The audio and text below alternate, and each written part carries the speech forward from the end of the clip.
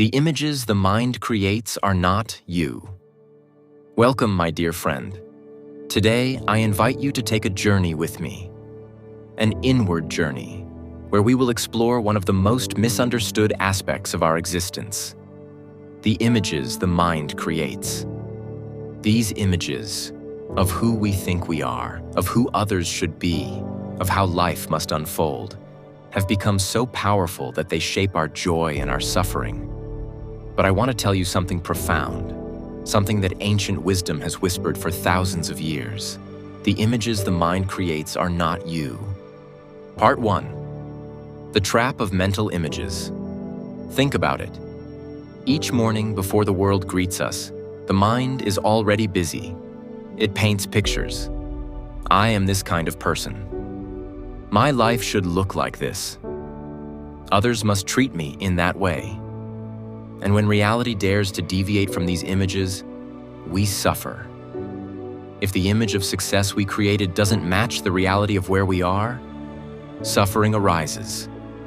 If the image of how someone should love us is not fulfilled, we feel pain. But let me remind you, these are just images, not truth. The Bhagavad Gita says, "As the mind, so the man becomes." Yet the sages also remind us that the mind is like a monkey, always jumping, always imagining. If we identify with its play, we are bound to swing between happiness and sorrow. Let me tell you a story. Once upon a time, there was a young prince who walked through a great hall of mirrors. Everywhere he turned, he saw distorted reflections. Some mirrors made him look tall, others short, some frightening, some funny. At first, he laughed, but soon he forgot that these were only reflections. He began to believe them. When he saw an ugly version of himself, he cried. When he saw a grand version, he felt proud. But an old sage watching him smiled and said, "My son, none of these are you. You are the one looking into the mirrors. When you realize this, no reflection can disturb your peace. Isn't this our life?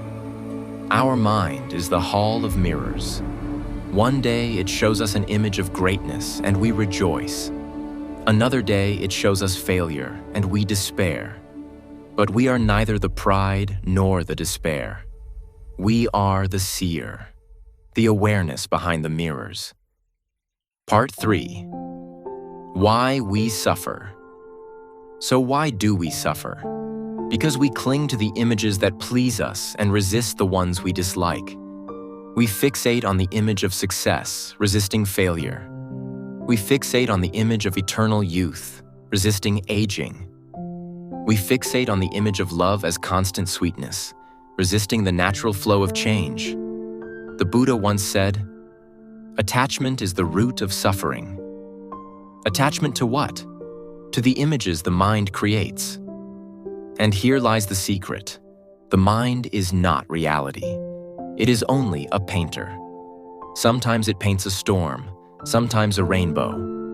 But you are not the canvas. You are the sky on which all paintings appear and disappear. Part 4. Joy and sorrow. Two sides of the same image. We must also see that joy and sorrow are two sides of the same coin. When you cling to the image of joy, fear of losing it arises. When you resist sorrow, you feed it with your attention. Imagine holding a flower too tightly. It withers. Joy is the same. When clung to, it dies into fear. Sorrow is the same. When resisted, it grows into suffering. But when we allow both images to come and go, like clouds passing in the sky, we remain in peace. Part 5. Ancient Code of Acceptance. Ancient wisdom has always guided us here. In Tao Te Ching, it is written, "Accept disgrace willingly. Accept misfortune as the human condition. This is not pessimism, it is deep wisdom." When we align with both outcomes, the image we desire and the image we resist, we transcend suffering. The Stoics too taught this. Marcus Aurelius said, "You have power over your mind, not outside events." Realize this, and you will find strength. What are these teachings pointing to? That freedom lies not in controlling the images, but in remembering. You are not the image. Part 6. Moving from unconsciousness to awareness.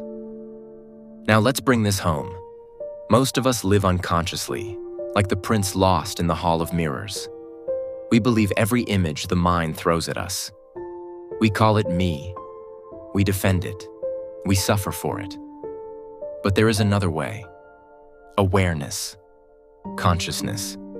The ability to pause and say, this is just an image of fear arising. This is just an image of pride appearing.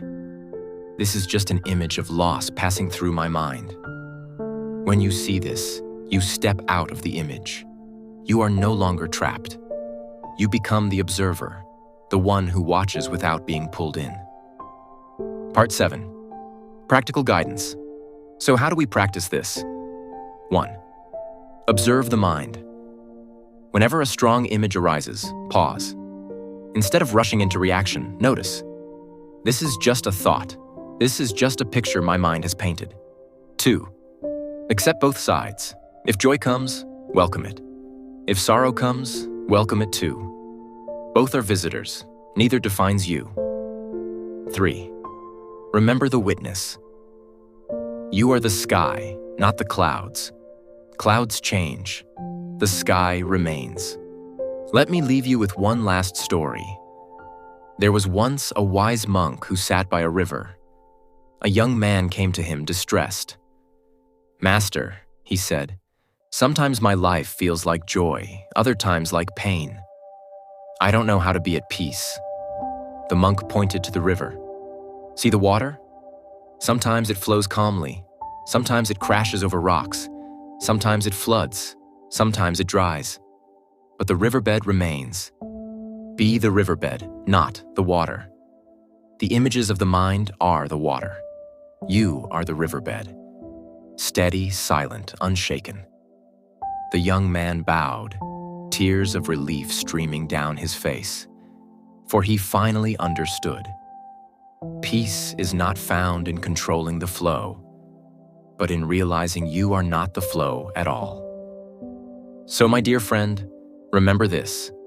The images the mind creates are not you.